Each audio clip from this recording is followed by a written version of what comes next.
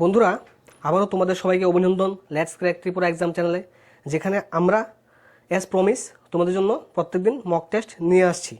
তো তোমরা প্রথম থেকে লাস্ট পর্যন্ত প্রত্যেকটি কোশ্চেন আনসার অ্যাটেম্প করার চেষ্টা করবে এবং গুরুত্বপূর্ণ মোস্ট ইম্পর্ট্যান্ট কোশ্চেনগুলি তোমাদের সাথে আমরা আনার চেষ্টা রাখছি, যাতে করে তোমরা এক্সাম হলে তোমরা যখন পরীক্ষা হলে বসবে তখন তোমরা বেনিফিটেড হও।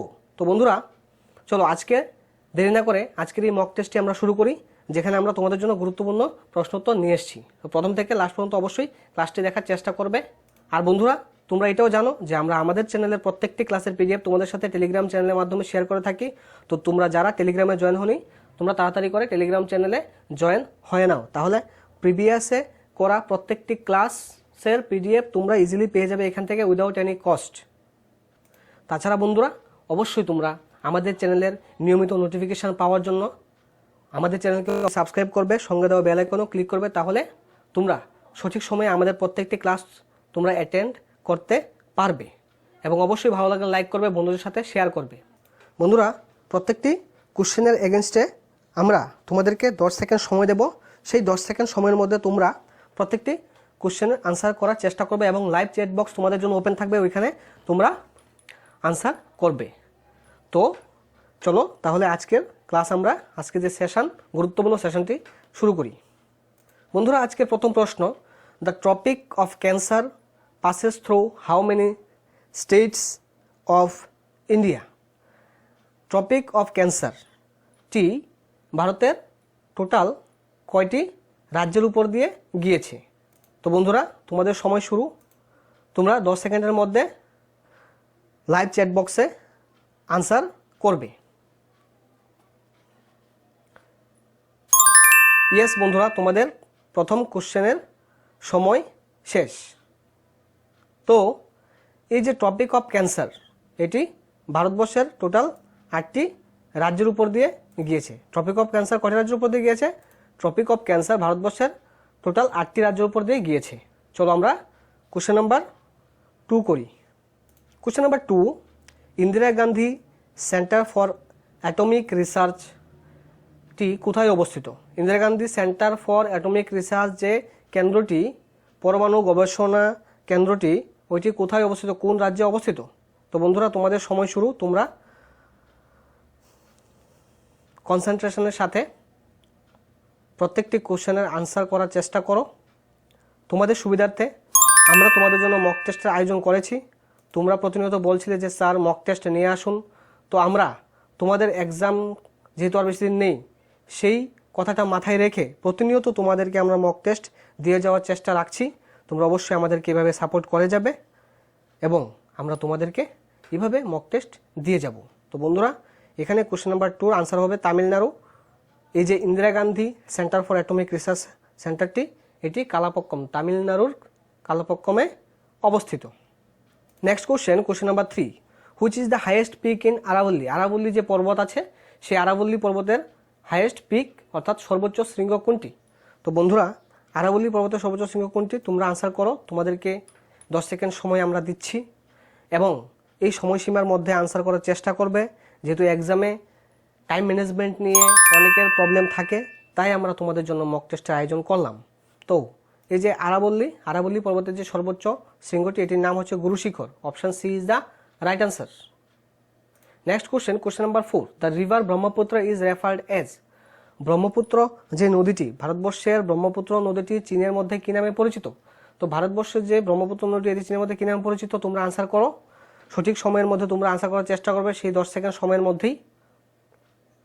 তোমাদের এক্সামকে আরও এফেক্টিভ করে তোলার জন্য, প্রিপারেশনকে আরও ভালো করে তোলার জন্যই তোমাদের জন্য এই আয়োজন। তো বন্ধুরা, এই যে রিভার ব্রহ্মপুত্র, এটি চীনের মধ্যে ইয়ারলুং সাংপো নামে চীনের মধ্যে এই ব্রহ্মপুত্র নদীটি পরিচিত। ইয়েস বন্ধুরা, আমি দেখতে পাচ্ছি তোমরা লাইভ চ্যাট বক্সে আনসার করছো। তো এইভাবে তোমরা অ্যাক্টিভলি পার্টিসিপেশন করতে থাকো। অবশ্যই তোমাদের এক্সাম হলে তোমরা কিছুটা হলেও উপকৃত, বেনিফিটেড হবে। তো question number 5, which national park is also called mini Kaziranga? কোন ন্যাশনাল পার্কটি মিনি কাজিরাঙ্গা নামে পরিচিত? কোন ন্যাশনাল পার্কটিকে মিনি কাজিরাঙ্গা বলা হয়? তো বন্ধুরা, মিনি কাজিরাঙ্গা বলা হয় সঠিক উত্তরটি হবে Orang national park. Orang national পার্কটিকে মিনি কাজিরাঙ্গা বলা হয়। ইয়েস বন্ধুরা, question number 6, which state in India has least population? সবচেয়ে কম জনসংখ্যা নিচের কোন রাজ্যের মধ্যে আছে? তোমাদের সময় শুরু, তোমরা আনসার করো সঠিক সময়ের মধ্যে যে কোন রাজ্যে সবচেয়ে কম জনসংখ্যা আছে। ইয়েস বন্ধুরা, ভারতের কোন রাজ্যে সবচেয়ে কম জনসংখ্যা রয়েছে? রাইট আনসার হবে সিকিম। সিকিমে সবচেয়ে কম জনসংখ্যা আছে। বন্ধুরা, যারা আমাদের চ্যানেলে নতুন আসছো তোমরা অবশ্যই আমাদের চ্যানেলকে সাবস্ক্রাইব করবে, কারণ আমরা তোমাদেরকে প্রতিনিয়ত এফেক্টিভ ক্লাস দিয়ে আসছি। আজকেও সকালে তোমাদেরকে আমরা 50টির মতো পলিটিক্যাল সায়েন্সের অর্থাৎ ভারতীয় যে সংবিধান, সেই সংবিধান থেকে ইন্ডিয়ান কনস্টিটিউশন থেকে গুরুত্বপূর্ণ অ্যামেন্ডমেন্ট এবং আর্টিকেলের উপরে ক্লাস নিয়েছি। তো তোমরা প্রত্যেকটি ক্লাস আমাদের চ্যানেলে প্লেলিস্টে গিয়ে দেখে নিতে পারবে। Question number 7, river Ganga is called by which name in Bangladesh?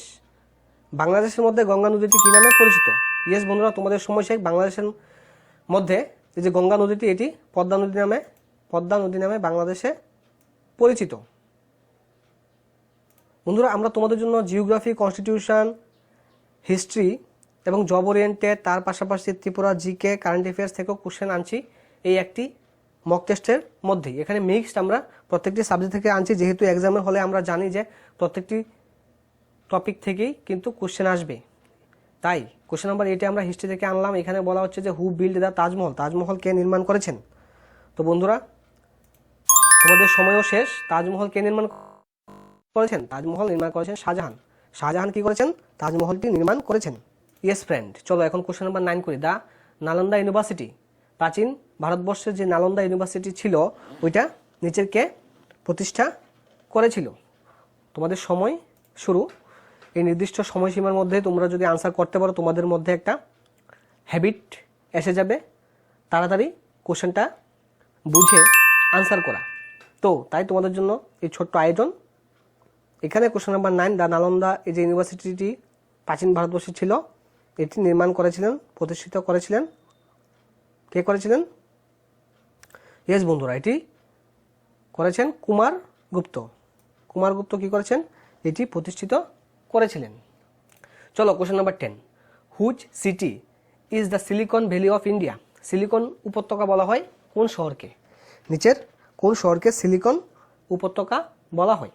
Yes, তোমাদের সময় শুরু। তোমরা সেই 10 সেকেন্ড সময়ের মধ্যে আনসার করো। প্রথম থেকে লাস্ট পর্যন্ত মনোযোগের সহকারে ক্লাস করার চেষ্টা করো। অবশ্যই তোমরা হেল্পফুল হবে এবং ক্লাস চলাকালীন, এই সেশন চলাকালীনই তোমরা প্রত্যেকটি কোশ্চেনের আনসার শিখে নেবার যে মেন্টালিটি, এটা নিয়ে যদি আসো, আমি মনে করি তোমরা আমাদের এই ক্লাস অ্যাটেন্ড করার মাধ্যমে প্রত্যেক দিন কমসে কম 20 থেকে 30 আমরা যে প্রশ্নগুলি রাখছি, প্রত্যেক দিন আমরা কোশ্চেন তোমাদের জন্য ইনক্রিজ করছি। তো তোমরা এখান থেকে প্রত্যেক দিন আমাদের চ্যানেল থেকে প্রত্যেক দিন তোমরা আমাদের ক্লাস করার মধ্যে দিয়ে অনেকগুলি কোশ্চেন আনসার শিখে নিতে পারছো। তো অবশ্যই মনোযোগ সহকারে ক্লাসটি করবে, তখন ইজিলি তোমরা এগুলি মেমোরাইজ করতে পারবে। তো বন্ধুরা, কোশ্চেন নাম্বার 10 বলেছিল যে কোনটাকে আমরা সিলিকন ভ্যালি হিসেবে জানি। তো বন্ধুরা, কোশ্চেন নাম্বার 10 সঠিক উত্তর বেঙ্গালুরু। বেঙ্গালুরুকে আমরা সিলিকন ভ্যালি হিসেবে জানি। Question number 11, in which year Delhi become the capital of India? Delhi কোন সালে ভারতের রাজধানী হয়ে ওঠে? তো বন্ধুরা, দিল্লি ভারতের রাজধানী কবে হয়ে ওঠে তোমরা আনসার করো। এটা সবার জানার কথা এবং পরীক্ষার জন্য খুবই গুরুত্বপূর্ণ, তাই আজকের সেটে এটা আমরা ইনক্লুড করেছি। তো বন্ধুরা, তোমাদের সময়ও শেষ। দিল্লি ভারতের যে রাজধানী হয়েছিল এটা প্রথম 1911 সালে, 1911 দিল্লিকে ভারতের রাজধানী হিসেবে কী করা হয়েছিল? নামকরণ করা হয়েছিল। চলো আমরা নেক্সট কোশ্চেনের দিকে যাই। Yes friend, question number 12, which metal is used for generation of nuclear power? Nuclear power জেনারেশনের জন্য নিচের কোন ধাতুটিকে আমরা ব্যবহার করি? পারমাণবিক শক্তি উৎপাদনের জন্য কোন ধাতুকে ব্যবহার করা হয়? ইয়েস, তোমাদের সময় কাউন্টডাউন স্টার্ট হয়ে গেছে। তোমরা আনসার করো এবং প্রচুর পরিমাণে তোমরা সবাই অ্যাক্টিভলি আনসার করছো তা দেখে খুবই ভালো লাগছে, এবং সবচেয়ে ভালো কথা হচ্ছে তোমরা বেশিরভাগই সঠিক উত্তর দিচ্ছ। ইয়েস, তো কোশ্চেন নাম্বার 12-এর আনসারটি আমিও বলে দিই তোমাদেরকে। কোশ্চেন নাম্বার 12-এর সঠিক উত্তরটি কী হবে? এখানে হবে ইউরেনিয়াম। যে পারমাণবিক শক্তি উৎপাদনে ইউরেনিয়াম ধাতুটি ব্যবহার করা হয়। বন্ধুরা চলো কোশ্চেন নাম্বার 13-এর দিকে যাই। 13-এ বলছে যে by whom is the speaker of Lok Sabha elected. Speaker of Lok Sabha, লোকসভার যে বর্তমান স্পিকার উনি হচ্ছেন ওম বিড়লা। তো সেই ওম বিড়লা যখন লোকসভার স্পিকার হয়েছিল ওনাকে কিভাবে নির্বাচন করা হয়েছিল বা কারাই নির্বাচন করেছিল এটা অবশ্যই জানতে হবে। তো তোমাদের সময় শুরু, তোমরা এখন আনসার করো, যে খুব তাড়াতাড়ি আনসার করো বন্ধুরা। আনসার করো যে লোকসভার যে স্পিকার ওনাকে কে নির্বাচন করে থাকেন। তো বন্ধুরা লোকসভার স্পিকারকে নির্বাচন করেন all the members of Lok Sabha. লোকসভার সকল সদস্যরা মিলেই লোকসভার যে স্পিকার ওনাকে নির্বাচন করে থাকেন। চলো বন্ধুরা আমরা কোশ্চেন নাম্বার 14-এ এসে গেলাম। 14 বলছি যে which soil is best suited for cotton in India. Cotton যে তুলো চাষের জন্য উপযুক্ত যে মৃত্তিকা, যে মাটি, ওইটা কোন মাটি? তোমরা আনসার করো।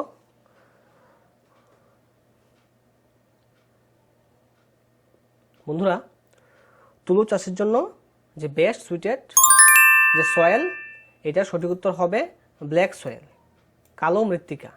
কালো মৃত্তিকা হচ্ছে তুলো চাষের জন্য উপযোগী। Next question number 15। Who has been called Napoleon. কাকে ভারতের নেপোলিয়ন বলা হয়? Napoleon of India. ভারতের নেপোলিয়ন কাকে বলা হয়?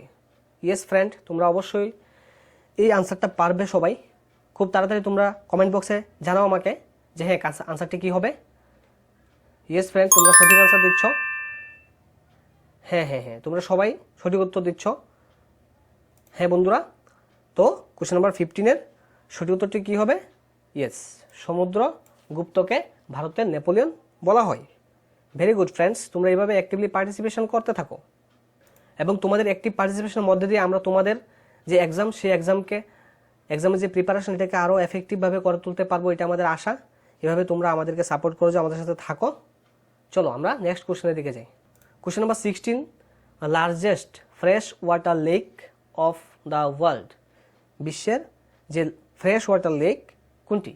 ইয়েস, সময় তোমাদের শুরু, 10 সেকেন্ডের মধ্যে আনসার করতে হবে যে largest fresh water lake of the world is.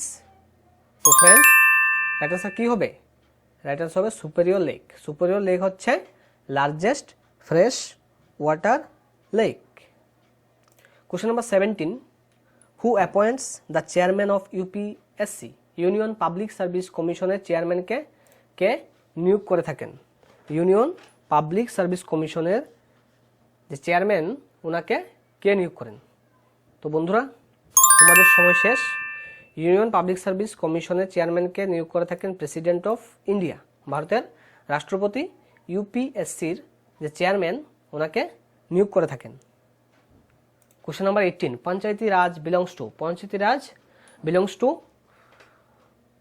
Residual list, B concurrent list, C state list and D union list. তো সঠিক উত্তরটি কী হবে? তোমরা সবাই আনসার করো কমেন্ট বক্সে তাড়াতাড়ি।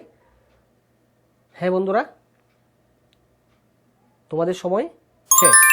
তো বন্ধুরা এখানে question number 18, Panchayati Raj belongs to state list, Panchayati Raj state লিস্টের অন্তর্ভুক্ত। Question number 19, the oath of office and to the governor is administered by whom. রাজ্যপালকে কে শপথ বাক্য পাঠ করান? তো বন্ধুরা যে কোনো রাজ্যে যখন রাজ্যপাল নিযুক্ত করা হয় তখন রাজ্যপালকে কে শপথ বাক্য পাঠ করান, এটা হচ্ছে আমাদের এখানে কোশ্চেন। তোমরা আনসার করো, তোমাদের টাইম স্টার্ট। সঠিক সময় 10 সেকেন্ডের মধ্যে আনসার করো তোমরা কমেন্ট বক্সে।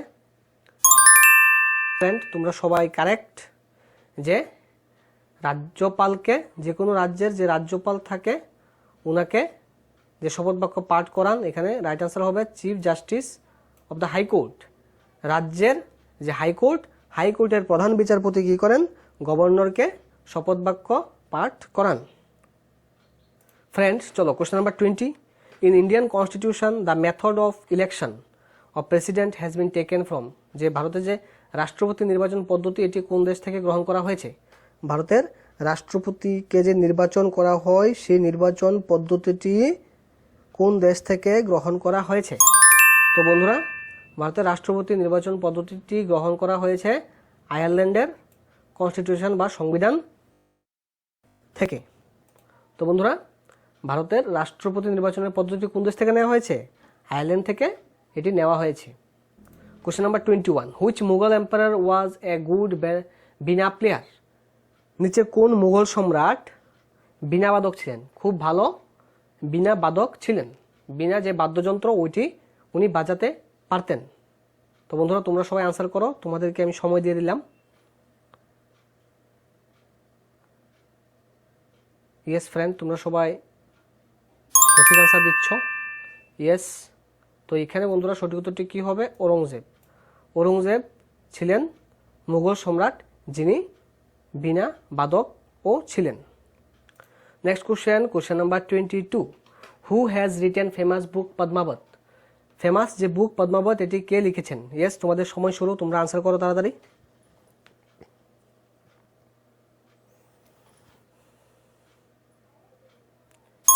হ্যাঁ বন্ধুরা, তো পদ্মাবত যে গ্রন্থটি, এই গ্রন্থটি লিখেছেন মালিক মোহাম্মদ জায়সি। মালিক মোহাম্মদ জায়সি পদ্মাবত নামক যে বিখ্যাত গ্রন্থটি লিখেছেন। বন্ধুরা, আমি তোমাদেরকে বলেছি যে আমরা কারেন্ট অ্যাফেয়ার্স থেকে Indian history, constitution, geography, Tripura GK বিভিন্ন যে তোমাদের যে কন্টেন্ট যে টপিক আছে ওই টপিক থেকে আমরা মক টেস্টের পুরোটা মক টেস্টে প্রত্যেকটা পার্ট থেকে আমরা কোশ্চেন করার চেষ্টা রাখছি। তো এইটা যে কারেন্ট অ্যাফেয়ার্স এখান থেকে নেওয়া। বলছে যে which is the first state of India to observe child protection day? Yes, তোমাদের সময় শুরু। চাইল্ড প্রোটেকশন ডে নিচের কোন রাজ্য প্রথম অবজার্ভ করেছে, পালন করেছে child protection day? Yes friend, তো এখানে সঠিক উত্তরটি কী হবে? যে আসাম। আসাম হবে সঠিক আনসার। যে আসাম রাজ্যের মধ্যে প্রথম কি করেছে, শিশু সুরক্ষা দিবস যে চাইল্ড প্রোটেকশন ডে এটি তারা অবজার্ভ পালন করেছিল। Next question number 24, what was the fight between Mohammad Ghori and Prithviraj Chauhan? Mohammad Ghori এবং পৃথ্বীরাজ চৌহানের মধ্যে যে ফাইট যে যুদ্ধ হয়েছিল এই যুদ্ধটি কি যুদ্ধ নামে পরিচিত? তো বন্ধুরা, তোমরা সবাই আনসার করো। ইয়েস, তোমাদের সময়ও শেষ। এটি খুবই গুরুত্বপূর্ণ একটি প্রশ্ন হিস্ট্রি পার্ট থেকে নেওয়া, যে what was the fight between Mohammad Ghori and Prithviraj Chauhan? Mohammad Ghori এবং পৃথ্বীরাজ চৌহানের মধ্যে যে যুদ্ধটি হয়েছিল ওই যুদ্ধটি ব্যাটেল অফ তরাইনের যুদ্ধ নামে পরিচিত। এটি 1191-এ একবার হয়েছিল এবং 1192-এ আরও একবার হয়েছিল। অর্থাৎ 1191-এ যখন যুদ্ধ হয়েছিল তখন মোহাম্মদ গুরি পরাজিত হয়ে ফিরে গিয়েছেন। পরবর্তী সময়ে তিনি তার শক্তি আরও বৃদ্ধি করে 1192-এ আবারও আক্রমণ করেছেন পৃথ্বীরাজ চৌহানের উপর। তখন কিন্তু 1192 পৃথ্বীরাজ চৌহান ওই যুদ্ধে জয়লাভ করতে পারেননি, উনি পরাজিত হন। এইটাই ছিল battle of Tarain. Yes friend, question number 25, who is known as Loknayak? নিচের কে লোকনায়ক হিসেবে লোকনায়ক নামে পরিচিত? তোমাদের সময় শুরু, তোমরা সবাই আনসার করো খুব তাড়াতাড়ি। নিচের কে লোকনায়ক হিসেবে পরিচিত? হ্যাঁ বন্ধুরা, তোমাদের সময় শেষ। নিচের যে অপশান এ জয়প্রকাশ নারায়ণ লোকনায়ক হিসেবে পরিচিত। নেক্সট কোশ্চেন খুবই গুরুত্বপূর্ণ এবং মোস্ট ইম্পর্ট্যান্ট। বলছে যে what was India's GDP growth for financial year 2020 as predicted? এবং এই যে জিডিপি গ্রোথ কতটুকু আছে ভারতবর্ষের 2019-20 যে ইয়ার, এই ইয়ারে কতটুকু জিডিপি গ্রোথ আছে এটা প্রেডিক্ট করে কোন সংস্থা? এনএসওর full form national statistical office. First revised 2020-এর যে কতটুকু ছিল জিডিপি গ্রোথ ওইটা ফার্স্ট রিভাইজ অনুসারে কত পার্সেন্ট এসছে? তো বন্ধুরা, ফার্স্ট রিভাইজ অনুসারে কত পার্সেন্ট এসছে তোমরা সবাই আনসার করো। অপশান এ আছে 4.2% দেওয়া আছে, অপশান বিতে আছে 4% গ্রোথ, অপশান সিতে আছে -4.2% গ্রোথ, অ্যান্ড অবশ্যই অপশান ডিতে আছে 5% গ্রোথ। তো বন্ধুরা, এখানে সঠিক উত্তরটি কী হবে? বন্ধুরা, এখানে সঠিক উত্তরটি হবে 4%। যে ইয়েস ফ্রেন্ড, জানুয়ারি 29 অর্থাৎ 29 জানুয়ারি 2021 এই যে NSO দ্বারা কি করা হয়েছে, রিলিজ করা হয়েছে যে ভারতবর্ষ 2019-20 যে ফিনান্সিয়াল ইয়ার ছিল, 2019-20 ফিনান্সিয়াল ইয়ারে 4% যে গ্রোথ ছিল, এটা ভারতবর্ষে ছিল 4% ইকোনমিক গ্রোথ। ইয়েস ফ্রেন্ড, চলো আমরা নেক্সট কোশ্চেনে যাই। Question number 27, name the Indian celebrity who has been chosen as the recipient of 2021 FIAF award. FIAF যে অ্যাওয়ার্ড 2021, এটি ইন্টারন্যাশনাল ফেডারেশন কর্তৃক দেওয়া হয়, ইন্টারন্যাশনাল ফেডারেশন অফ ফিল্ম যে আর্চিভস, ইন্টারন্যাশনাল ফেডারেশন অফ ফিল্ম আর্চিভস দ্বারা এই 2021 FIAF যে অ্যাওয়ার্ড কোন ইন্ডিয়ান সেলিব্রিটি, নিচের কোন ইন্ডিয়ান সেলিব্রিটি এটি পেয়েছেন। তো বন্ধুরা তোমাদের সময় শুরু, তোমরা এটা আনসার করো যে নিচের কোন সেলিব্রিটি। অপশন এতে আছে অনুপম খের, অপশন বিতে আছে প্রিয়াঙ্কা চোপড়া, অপশন সিতে আছে অমিতাভ বচ্চন, ডিতে আছে অক্ষয় কুমার। তো বন্ধুরা এখানে সঠিক উত্তরটি কী হবে, এখানে সঠিক উত্তরটি হবে অমিতাভ বচ্চন। অমিতাভ বচ্চন 2021 এই FIAF অ্যাওয়ার্ডটি পেয়েছেন। হ্যাঁ বন্ধুরা দেখো, the Bollywood megastar Amitabh Bachchan has been chosen as the recipient of the prestigious 2021 FIAF award by the International Federation of Film Archives. By the International Federation of Film Archives, এই FIAF এর ফুল ফর্ম কি, international federation of film আর্চিভস দ্বারা অমিতাভ বচ্চনকে, যে Indian যে Bollywood megastar, ওনাকে এই FIAF 2021 যে অ্যাওয়ার্ড এটি দেওয়া হয়েছে। বন্ধুরা তোমাদের সুবিধার জন্য আমরা কিছু ডিসকাশন, কিছু রিলেটেড ডিসকাশন আমরা রাখার চেষ্টা করি।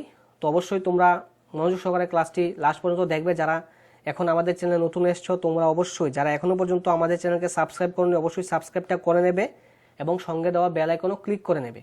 তাহলে আমাদের দেওয়া প্রত্যেকটি ক্লাস তোমরা সঠিক সময়ে পেয়ে যাবে এবং প্রত্যেকটি ক্লাস তোমরা অ্যাটেন্ড করতে পারবে। যেহেতু আমরা তোমাদের জন্য গুরুত্বপূর্ণ মক টেস্ট কন্টিনিউ করছি 1 এপ্রিল থেকে, তো আজকে মক টেস্টের 3rd সেশন 3 নম্বর ক্লাস চলছে। তো তোমাদের যে সাপোর্ট এটা আমাদের সাথে রাখছো, তার জন্য তোমাদেরকে অসংখ্য ধন্যবাদ। তোমাদের যে সাপোর্ট, সেই সাপোর্টেই ফলেই তোমাদের জন্য আমরা এই সমস্ত ক্লাস নিয়ে আসতে পারছি এবং তোমাদের পজিটিভ কমেন্ট, পজিটিভ যে পার্টিসিপেশন, এগুলো আমাদেরকে পজিটিভ এনার্জি দিতে সাহায্য করে এবং আমরা তোমাদের জন্য পরিশ্রম করতে রাজি আছি। তোমরাও খুবই গুরুত্ব সহকারে ক্লাসগুলি অবশ্যই অ্যাটেন্ড করার চেষ্টা করবে। Question number 18, which Indian celebrity has been listed in the 2021 young global leaders. Yes, young global leader হিসাবে নিচে কোন ইন্ডিয়ান সেলিব্রিটিকে যে লিস্টেড করা হয়েছে 2021 ইয়াং গ্লোবাল লিডার হিসেবে। তো বন্ধুরা তোমাদের সময় শেষ, এখানে আমরা ঠিক করব সঠিক উত্তর দীপিকা পাড়ুকোন। দীপিকা পাড়ুকোনকে 2021 ইয়াং গ্লোবাল লিডার হিসেবে লিস্টেড করা হয়েছে। ইয়েস ফ্রেন্ড, এখানে দেখো বলছে the Bollywood actor Deepika Padukone has joined the forum of the young global leaders for the year 2021 compiled by the World Economic Forum. World Economic Forum দ্বারা এই যে ইয়াং গ্লোবাল লিডার্স যে ফোরামটি, ওই ফোরামটিতে জয়েন করেছেন কে, the Bollywood actor Deepika Padukone. Yes, তো friend চলো আমরা নেক্সট কোশ্চেনের দিকে যাই। Question number 29, which bank has launched the Garima savings account for women. নিচের কোন bank Garima savings account for women যে সঞ্চয় অ্যাকাউন্ট এটি চালু করেছে, নিচের কোন ব্যাংক। তো বন্ধুরা 10 সেকেন্ড সময় তোমাদের শেষ হয়ে এলো। তোমরা অবশ্যই সঠিক আনসার করেছো এবং অনেকে দেখছি ভুল আনসারও করছো। হ্যাঁ বন্ধুরা, তো তোমরা আনসারটি জেনে নাও যে এখানে সঠিক উত্তরটি কী হবে। এখানে সঠিক উত্তরটি হবে Ujjivan bank. Yes friend, Ujjivan bank কি করেছে, লঞ্চ করেছে একটা স্কিম, যেটা হচ্ছে নাম হচ্ছে গরিমা সেভিংস অ্যাকাউন্ট ফর ওমেন। মহিলাদের জন্য একটা অ্যাকাউন্ট চালু করেছে, এটার নাম হচ্ছে গরিমা সেভিংস অ্যাকাউন্ট। ওকে, চলো আমরা নেক্সট কোশ্চেন দিকে যাই। Friend, question number 30, which state has launched স্বর্ণ জয়ন্তী নারী সম্বল যোজনা। কোন স্টেট, নিচের কোন স্টেট স্বর্ণ জয়ন্তী নারী সম্বল যোজনাটি চালু করেছে। তো বন্ধুরা তোমাদের টাইম শুরু, ইয়েস, 10 সেকেন্ড সময় তোমাদের শেষ। কোশ্চেন শো করার সঙ্গে সঙ্গে তোমরা গুরুত্ব সহকারে কোশ্চেনটি পড়বে এবং আমি কোশ্চেনটি একবার পড়ার পরে তোমাদের টাইম কিন্তু কামডাউন স্টার্ট হয়ে যায়, ওই সময়ের মধ্যে তোমরা আনসার করবে। ইয়েস, তো কোশ্চেন নাম্বার যে 30, কোশ্চেন নাম্বার 30-র সঠিক উত্তরটি কী হবে? Option B, Himachal Pradesh. Yes friend, Himachal Pradesh রাজ্যের মধ্যে লঞ্চ করা হয়েছে স্বর্ণ জয়ন্তী নারী সম্বল যোজনাটি। ওকে, চলো আমরা নেক্সট কোশ্চেনে যাই। বন্ধুরা, এক্সামের জন্য গুরুত্বপূর্ণ কোশ্চেনগুলি বাছাই করে কিন্তু আমরা তোমাদের জন্য আনছি। তো তোমরা বলছিলে যে নর্থ ইস্ট থেকে কিছু কোশ্চেন নিয়ে আসার জন্য। তো দেখো কোশ্চেন নাম্বার 31 যে বলছে যে Nagaland legislative assembly consist of how many members. আমাদের ত্রিপুরা যে অ্যাসেম্বলি, সেই অ্যাসেম্বলিতে কতজন সদস্য আছে? আমাদের ত্রিপুরা অ্যাসেম্বলিতে 60 মেম্বার্স আছে। তো এখানে বলছে যে নাগাল্যান্ডের যে অ্যাসেম্বলি আছে, লেজিসলেটিভ অ্যাসেম্বলি, সেই নাগাল্যান্ডের লেজিসলেটিভ অ্যাসেম্বলিতে সদস্য সংখ্যা কতজন সদস্য নিয়ে নাগাল্যান্ড যে বিধানসভা এটি গঠিত হয়েছে? তো বন্ধুরা, ইয়েস 60। ত্রিপুরা যেমন 60, নাগাল্যান্ড স্টেট যে লেজিসলেটিভ অ্যাসেম্বলি আছে ওইখানেও 60 মেম্বার নিয়েই ওই বিধানসভাটি গঠিত। Next question number 32, Hima Das. Yes friend, হিমা দাসের সাথে আমরা সবাই কম বেশি পরিচিত। হিমা দাস 2018-এ যে ওয়ার্ল্ড মিট ইন ফিনল্যান্ডের মধ্যে যে উনি কি করেছিলেন, উনি গোল্ড মেডেল ভারতবর্ষের জন্য কিন্তু উনি স্বর্ণপদক জয় করেছিলেন। সেই হিমা দাস কোন রাজ্যের অন্তর্ভুক্ত? তো বন্ধুরা, তোমরা সবাই আনসার করো, হিমা দাস নিচের কোন রাজ্যের সাথে অন্তর্ভুক্ত?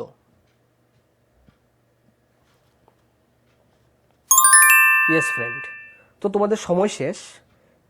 যে হিমা দাস অ্যাকচুয়ালি আসাম রাজ্যের সঙ্গে তার সম্পর্ক আছে। আসাম রাজ্যেরই নাগরিক হচ্ছে Hima Das. Question number 33, the highest peak in Mizoram. মিজোরামের হাইয়েস্ট পিক কোনটি? মিজোরামের সর্বোচ্চ শিখর, সর্বোচ্চ শৃঙ্গ কোনটি? মিজোরামের সর্বোচ্চ শৃঙ্গ কোনটি? তো বন্ধুরা, মিজোরামের সর্বোচ্চ শৃঙ্গ কোনটি? এখানে 4টি অপশান দেওয়া আছে। 4টি অপশান থেকে তোমরা সঠিক অ্যান্সারটি টিক করো যে মিজোরামের সর্বোচ্চ শিখর কোনটি?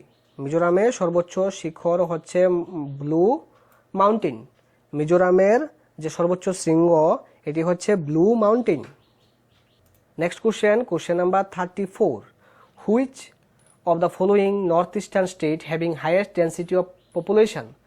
জনসংখ্যার দিক দিয়ে সর্বাধিক যে ঘনত্ব, নিচের উত্তর পূর্বাঞ্চল যে রাজ্য, নর্থ ইস্টের রাজ্যের মধ্যে কোন রাজ্যের সবচেয়ে বেশি ডেন্সিটি আছে পপুলেশনের, জনসংখ্যার যে সর্বাধিক ঘনত্ব কোন রাজ্যের মধ্যে আছে? ইয়েস, তোমরা আনসার করো, তোমাদের 10 সেকেন্ড সময় এখন শুরু হচ্ছে। ইয়েস ফ্রেন্ড, মনোযোগ সহকারে আনসার করার চেষ্টা করো। গুরুত্বপূর্ণ সেশনটি চলছে তোমাদের জন্য, তোমাদের এক্সামকে আরও ভালো প্রিপারেশন করে তোলার জন্য কিন্তু তোমাদের জন্য মক টেস্টের আয়োজন। তো চলো আমরা এখানে আনসারটি করি। কোশ্চেন নাম্বার যে 34-এর আনসারটি হবে আসাম। ইয়েস ফ্রেন্ড, যে সর্বাধিক যে জনঘনত্ব এটা আছে আসাম রাজ্যের মধ্যে। নর্থ ইস্টার্ন যে স্টেটগুলো আছে, স্টেটগুলির মধ্যে আসামের জনঘনত্ব সর্বাধিক। Next question number 35, Gomati hydro electric project was established in the year. Gomati hydro electric যে প্রজেক্ট, গোমতী হাইড্রো ইলেকট্রিক প্রজেক্টটি কোন বছর এস্টাবলিশ করা হয়েছে? বন্ধুরা, ত্রিপুরা জিকে যে স্পেশাল আমরা 50টি কোশ্চেন এবং আনসার নিয়ে তোমাদের সামনে এসেছিলাম। গত কিছুদিন আগেই ত্রিপুরা জিকের উপরে 50টি গুরুত্বপূর্ণ একটি ক্লাস করেছিলাম। তো ওই ক্লাসটিতে আমরা এই কোশ্চেনটি রেখেছিলাম যে Gomati hydro electric project was established in the year. কোন বছর গোমতী হাইড্রো ইলেকট্রিক প্রজেক্টটি প্রতিষ্ঠিত করা হয়েছিল? তো বন্ধুরা, এখানে সঠিক উত্তরটি কী হবে? এখানে সঠিক উত্তরটি হবে অপশান বি, 1976। 1976 সালে গোমতী হাইড্রো ইলেকট্রিক প্রজেক্টটি এস্টাবলিশ করা হয়েছিল। ইয়েস ফ্রেন্ড, চলো আমরা কোশ্চেন নাম্বার 36 করি। 36 বলছে present forest minister of Tripura. Presently বর্তমানে ত্রিপুরা রাজ্যের ফরেস্ট মিনিস্টার কে? ইয়েস ফ্রেন্ড, তোমাদের সময় শুরু। আশা করি তোমরা সবাই উত্তরটি পারবে। তোমরা সবাই কমেন্ট বক্সে তাড়াতাড়ি আনসার করো। হ্যাঁ বন্ধুরা, তোমাদের সময় শেষ। এখানে বলছিল যে ফরেস্ট মিনিস্টার অফ ত্রিপুরা, বর্তমানে ত্রিপুরা রাজ্যের ফরেস্ট মিনিস্টার কে? বর্তমানে ত্রিপুরা রাজ্যের ফরেস্ট মিনিস্টার হচ্ছে মেবার কুমার জমাতিয়া। মেবার কুমার জমাতে হচ্ছে বর্তমানে ত্রিপুরা রাজ্যের ফরেস্ট মিনিস্টার। চলো বন্ধুরা কোশ্চেন নাম্বার 37 করি। 37 বলছে Tripura horticulture research centre located. ত্রিপুরার যে হর্টিকালচার রিসার্চ সেন্টারটি আছে ওইটি কোথায় অবস্থিত? হর্টিকালচার রিসার্চ সেন্টারটি কোথায় অবস্থিত? ইয়েস ফ্রেন্ড, তোমরা আনসার করো, তোমাদের সময় শুরু। হর্টিকালচার রিসার্চ ইনস্টিটিউটটি কোথায় অবস্থিত? তো বন্ধুরা হর্টিকালচার যে রিসার্চ সেন্টারটি এটি নাগিছাড়াতে অবস্থিত। Option D is the right answer. নাগিছাড়াতে হর্টিকালচার রিসার্চ সেন্টারটি অবস্থিত। বন্ধুরা তোমরা যারা এখনো পর্যন্ত আমাদের চ্যানেলকে সাবস্ক্রাইব করোনি অবশ্যই সাবস্ক্রাইবটা করে নেবে এবং সঙ্গে দেওয়া বেল আইকনও ক্লিক করে নেবে, তাহলে আমাদের দেওয়া প্রত্যেকটি ক্লাস তোমরা সঠিক সময় পেয়ে যাবে। আর আমরা তোমাদের জন্য প্রতিনিয়ত মক টেস্টের আয়োজন করতে যাচ্ছি। আজকে মক টেস্টের 3rd সেশন চলছে। তো এইভাবে আমরা তোমাদের এক্সাম প্রিপারেশনকে আরও ভালো করে তোলার জন্য তোমাদের জন্য প্রতিনিয়ত গুরুত্বপূর্ণ ক্লাসগুলি এবং মোস্ট ইম্পর্ট্যান্ট ফর এক্সাম পরীক্ষার জন্য গুরুত্বপূর্ণ প্রশ্নোত্তরগুলি নিয়ে আসার জন্য চেষ্টা করছি। তোমরা অবশ্যই আমাদের সাথে থাকবে এবং আমাদেরকে ফুল সাপোর্ট দিয়ে যাবে। চলো তোমরা এই কোশ্চেনটি আনসার করো। The in Tripura regional duck breeding farm is located. Tripura যে রিজনাল ডাক ব্রিডিং ফার্মটি কোথায় অবস্থিত? ত্রিপুরা রাজ্যের রিজনাল যে ডাক ব্রিডিং ফার্মটি আছে এটি কোথায় অবস্থিত? তো বন্ধুরা ত্রিপুরার রিজনাল ডাক ব্রিডিং ফার্মটি কোথায় অবস্থিত?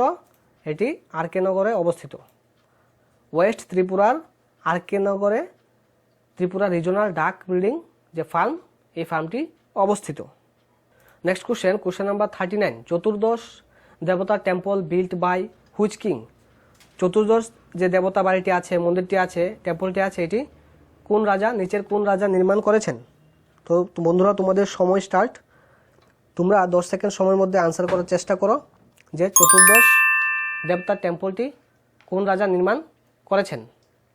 তো বন্ধুরা চতুর্দশ যে দেবতা যে টেম্পলটি এই টেম্পলটি নির্মাণ করেছেন কোন রাজা? এটি নির্মাণ করেছেন মহারাজা কৃষ্ণমাণিক্য।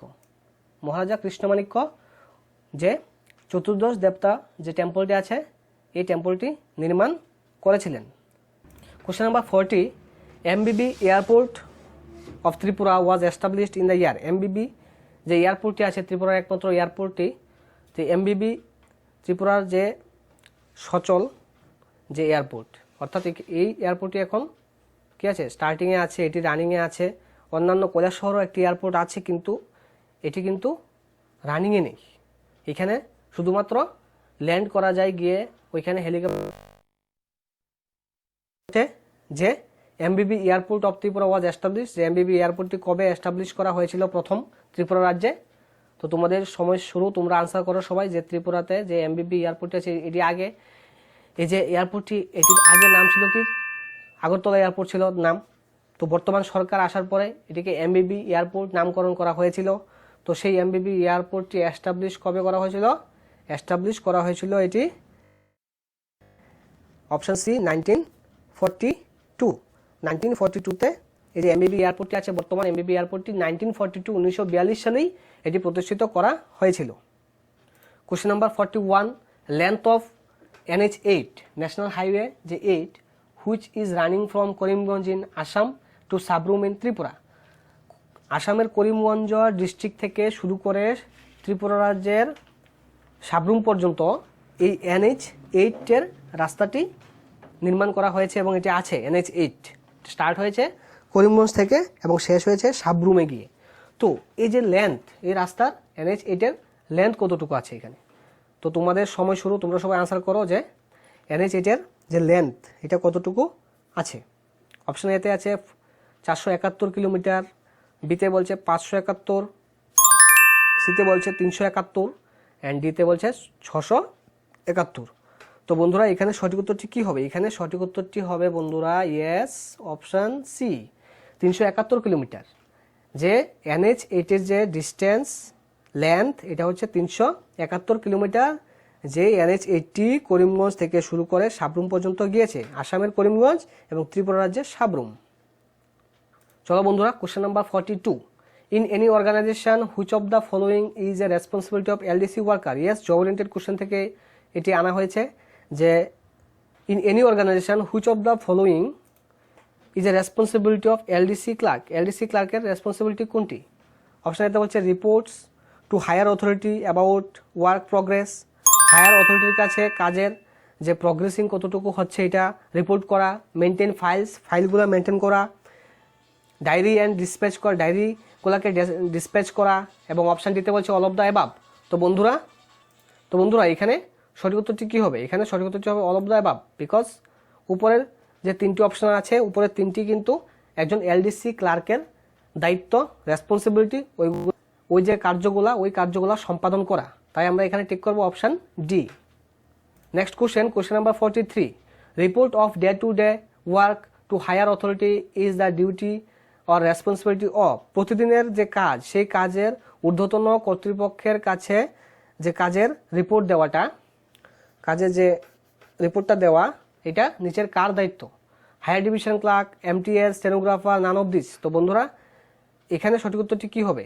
এখানে সঠিক উত্তরটি হবে বন্ধুরা অপশান ডি, কারণ একজন এলডিসি ওয়ার্কারের থাকে এই দায়িত্বটা। তো যেহেতু এখানে এলডিসি ওয়ার্কার বলে, এলডিসি ক্লার্ক বলে কোনো অপশান নেই, তো আমরা এখানে টিক করবো option D, naan of this tick করবো আমরা এখানে বন্ধুরা। কি টিক করবো? নান অফ দিস টিক করবো বন্ধুরা এখানে। তো সঠিক উত্তরটি option D, naan of this. Yes friend, তো এখানে সঠিক উত্তর কি? নান অফ দিস। যেহেতু এখানে এলডিসি বলে কোনো অপশানে মেনশন করা নেই, তাই আমরা এখানে টিক করবো নান অফ দিস। চলো আমরা নেক্সট কোশ্চেনে যাই। বন্ধুরা question number 44, a PA does not need to be skilled in oral and written communication. বলছে যে একজন যে পার্সোনাল অ্যাসিস্ট্যান্টের এখানে বলা হচ্ছে যে ডাজ নট নিড, কোনো প্রয়োজন নেই। কিসের প্রয়োজন নেই? To be skilled in oral and written communication. বলছে ওরাল মানে মৌখিক এবং লিখিত কোনো কমিউনিকেশনের দরকার নেই। তো বন্ধুরা এই যে বাক্যটি, এটি কি সত্য নাকি মিথ্যা? তোমরা এটা আনসার করো সবাই কমেন্ট বক্সে। ইয়েস ফ্রেন্ড, এই যে কথাটি এটি মিথ্যা, কারণ একজন পিএর যে স্কিল থাকতে হবে, ওরাল এবং রিটেন কমিউনিকেশন তো থাকতেই হবে। কমিউনিকেশন ছাড়া কিভাবে পিএ হবে? পিএ হতে গেলে তো কমিউনিকেশন যে স্কিল ওইটা ভালো থাকতে হবে। চলো আমরা নেক্সট কোশ্চেনে যাই। Question number 46, who typing the annual plan and estimate for any organization বা অফিস, কোনো অফিসের মধ্যে যে বার্ষিক যে পরিকল্পনা, ওই পরিকল্পনা কার দ্বারা টাইপ করা হয়? তো অপশান এতে বলছে আপার ডিভিশন ক্লার্ক, বিতে বলছে এমটিএস, সিতে বলছে লোয়ার ডিভিশন ক্লার্ক, ডিতে বলছে স্টেনোগ্রাফার। তো কার দ্বারা যে কোনো অফিসের অ্যানুয়াল প্ল্যান অ্যান্ড এস্টিমেট কী করা হয়? টাইপ করা হয়। তো বন্ধুরা তোমাদের সময় শেষ। এখানে সঠিক উত্তরটি কী হবে? এখানে সঠিক উত্তরটি হবে লোয়ার ডিভিশন ক্লার্ক। যে লোয়ার ডিভিশন ক্লার্ক আছে, লোয়ার ডিভিশন ক্লার্ক দ্বারাই কী করা হয়? লোয়ার ডিভিশন ক্লার্ক দ্বারা annual plan and estimate ready করা হয়, টাইপ করা হয়। ওকে, এই ছিল আমাদের 45 নম্বরের সঠিক উত্তর, লোয়ার ডিভিশন ক্লার্ক। বন্ধুরা তোমাদের সবাইকে অসংখ্য ধন্যবাদ এতক্ষণ পর্যন্ত আমাদের সাথে প্রেজেন্ট থাকার জন্য, পুরোটা ক্লাস মনোযোগ সহকারে করার জন্য। এবং যারা আমাদের চ্যানেলকে এখনও পর্যন্ত সাবস্ক্রাইব করোনি অবশ্যই সাবস্ক্রাইব করে নেবে, কারণ আমরা প্রত্যেকদিন তোমাদেরকে ক্লাস দিয়ে আসছি। তোমাদের কথা অনুসারে আমরা তোমাদের জন্য মক টেস্ট নিয়ে এসেছি। তো তোমরা অবশ্যই তোমরা সাবস্ক্রাইব করবে এবং ভালো লাগলে লাইক করবে এবং বন্ধুদের সাথে শেয়ার করতেও ভুলবে না। তাছাড়া বন্ধুরা যারা এখনও টেলিগ্রাম চ্যানেলে জয়েন হয়নি, লেটস ক্র্যাক ত্রিপুরা এক্সাম আমাদের যে টেলিগ্রাম চ্যানেল আছে ওইখানে অবশ্যই জয়েন করে নাও, কারণ আমরা ওইখানে তোমাদেরকে উইদাউট এনি কস্ট পিডিএফগুলো শেয়ার করে থাকি। প্রিভিয়াস যে সমস্ত ক্লাস আমরা করেছি, আমরা ইদানিং জিওগ্রাফি, হিস্ট্রি, কনস্টিটিউশন, ত্রিপুরা জিকের উপরে স্পেশাল ক্লাস আনার চেষ্টা রাখছি। 50টি 60টির মতো কোশ্চেন আমরা তোমাদের জন্য রাখার চেষ্টা করছি, যেগুলি এক্সাম হলে খুবই গুরুত্বপূর্ণ হতে যাচ্ছে। তো তোমরা ওই ক্লাসগুলো ফলো করবে, এবং যারা ওই সমস্ত আমাদের পূর্বে করা ক্লাস দেখোনি তোমরা অবশ্যই আমাদের চ্যানেলে ভিজিট করে আমাদের চ্যানেলে প্লেলিস্টে গিয়ে ওই সমস্ত ক্লাস দেখে নিতে পারবে, এবং অবশ্যই টেলিগ্রাম চ্যানেলে গিয়ে ওইখান থেকে পিডিএফও ডাউনলোড করে নিতে পারবে। তো তোমরা এতক্ষণ পর্যন্ত ক্লাস দেখার জন্য, সেশনে উপস্থিত থাকার জন্য তোমাদের সবাইকে অসংখ্য ধন্যবাদ। তোমরা সবাই ভালো থাকবে, সুস্থ থাকবে এবং এক্সামের প্রিপারেশন অনেকটা ভালোভাবে নিতে থাকো। চলো, থ্যাংক ইউ অল।